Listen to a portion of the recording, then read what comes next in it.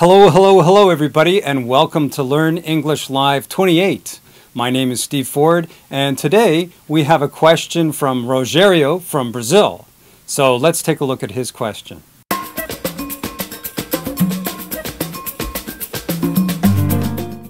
Hi Steve, this is Rogério from Brazil, and I have a lot of problems with prepositions. Could you explain me a few tips to help me understand better? For example, at, in, on. Also, is it better to say the father of my friend or my friend's father? Thank you so much for your videos. Prepositions in English really don't have any general rules, and when a teacher explains the general rules in the basic or intermediate level, then you find out at the advanced level that those rules can be broken. So I'm going to take some of my teaching experience, things that come up that I talk about with the students that I teach to help you understand prepositions better. At the bank, at the office, at the shopping mall. In the bank, in the office, in the shopping mall. What's the difference? Well, if you're at those locations, it's more general. We don't know if you're inside the bank, if you're outside the bank, if you're standing in front of the bank. It really is a general thing. But if I say I'm in the bank, let's say I'm on my cell phone. So where are you exactly? Are you at the bank? Yeah, I'm in the bank right now. Yeah. So that tells the person that you are inside the bank. But if you say you're at the bank, it could be inside, but it could be somewhere else. Sit at your desk. I have heard people say sit on your desk. You don't sit on your desk. If you do, then you're not going to get any work done because you're sitting on top of all your papers. So you want to say sit at your desk.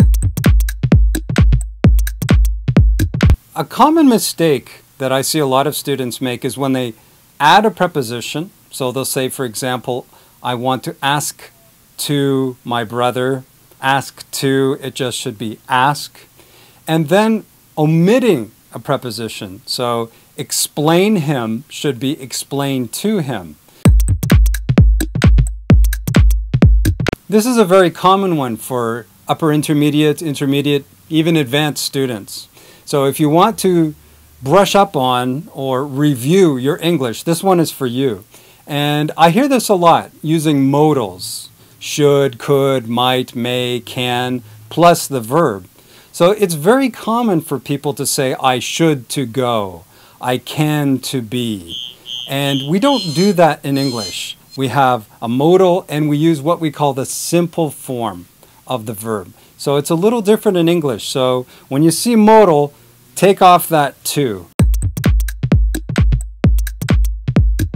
Another common one that I've seen, and it's not just with students from some part of the world, it's with students from all parts of the world. And that's the difference between for and since. So it's a very common mistake for people to say that I have been studying since 14 years. You want to say I have been studying for 14 years. Why?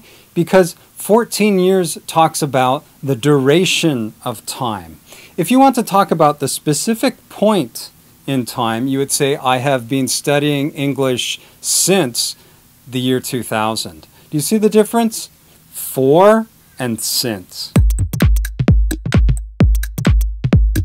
Okay, this last one came up with a student of mine in our class. He was asking me about prepositions. Should we use them, for example, the father of my friend or my friend's father? English is a very practical language. It's not incorrect to say the father of my friend, but it's too long.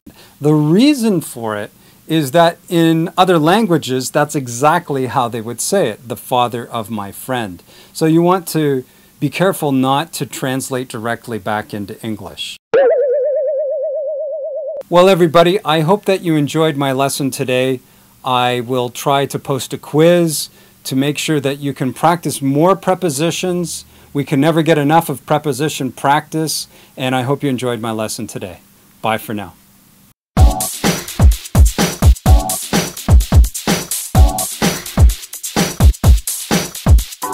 phone. Excuse me. Sim. Algum problema, meu bem? No, actually, do you speak English? Of course I do. Oh, wonderful. Are you American? No, I'm not. English? No, I'm not. I'm Canadian. Oh, what a coincidence. I just came back from Ottawa. Oh, is that right? Yeah, I spent 10 days there. I love your country, you Well, know. thank you so much. I love your country, too. India and so many other countries take, for example, shopping center and call it shopping. I'm going to the shopping. Or take fashionable and say fashion. Oh, your outfit is so fashion. They are dialects of English, and man, it's addictive.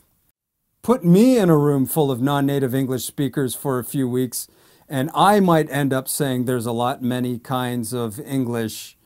Your hairs are so beautiful.